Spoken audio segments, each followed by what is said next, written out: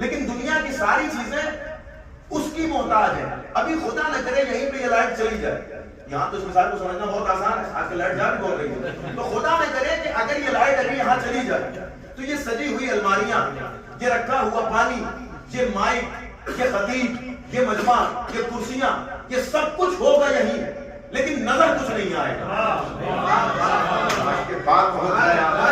لیکن نظر کچھ نہیں آئے گا. ہوگا سب کچھ لیکن نظر کچھ نہیں آئے گا. اور پھر جیسے ہی لائٹ آ جائے گی, کرسی بھی نظر آئے گی, مائک بھی نظر آئے گا, خطیب بھی نظر آئے گا, مجمع بھی نظر آئے گا, یہ پورا شو روم نظر آئے گا. لیکن آپ مجھے بتائیں کہ جیسے ہی لائٹ آئی, کیا ممبر نے کہا کہ یہ لائٹ ہے, کیا مائک نے کہا کہ یہ لائٹ ہے, کیا مجمع نے کہا کہ یہ لائٹ ہے؟ آپ اور کر رہے ہیں نہیں کر رہے؟ اس کا مطلب لائٹ نے سب کو پہچانوایا لیکن کسی نے لائٹ کو نہیں پہچانوایا. اللہم صلی علی محمد و آل محمد.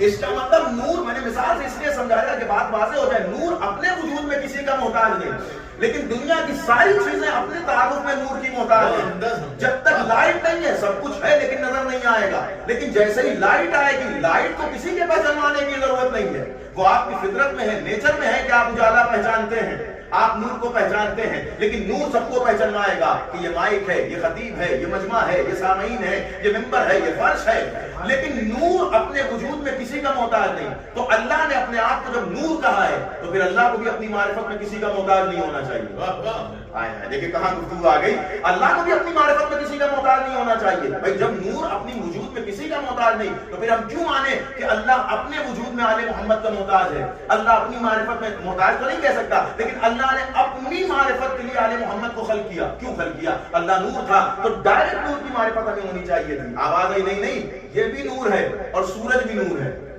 توجہ کیجئے گا, سورج بھی نور ہے, لیکن مسئلہ سورج کا ہے کہ وہ کل نور ہے, وہ کمال نور ہے, وہ کامل نور ہے, اور سورج کا تعارف تب تک زمین پہ نہیں ہوتا جب تک کہ سورج نکلے اور اس کی دھوپ زمین پہ نہ آ جائے.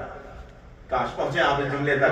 بھائی آپ ماشاءاللہ سب حضرات جانتے ہیں کہ سائنس کی نئی ریسرچ کیا ہے. بھائی آپ جس زمین پر دھوپ دیکھ رہے ہیں وہ کافی لیٹ دیکھ رہے ہیں, وہ دھوپ بہت پہلے وہاں سے چلی ہے, تقریباً 7 منٹ کا وہاں سے لوگوں نے فاصلہ لکھا ہے کہ وہ دھوپ وہاں سے بہت پہلے چلی ہے, اور آپ نے سورج کو نہیں دیکھا, دھوپ کو دیکھا تو سورج